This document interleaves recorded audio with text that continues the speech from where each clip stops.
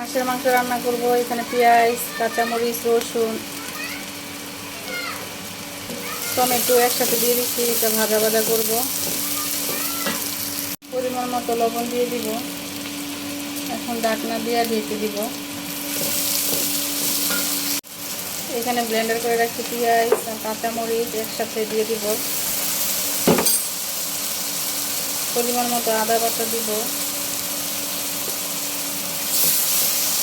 এখন ভালোভাবে কষিয়ে নিব। পরিমাণ মতো পানি দিয়ে দিচ্ছি। এখন ধনিয়া গুঁড়া দিব, হলুদের গুঁড়া, ভালোভাবে কষিয়ে নিব। ভালোভাবে কষিয়ে নিচ্ছি।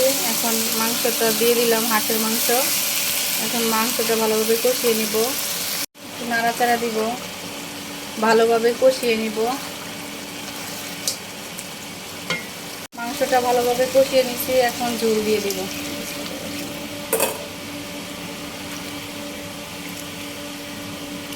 এখন ঢেকে দিব। মাংস রান্না করা শেষ। এখন নামিয়ে নিব।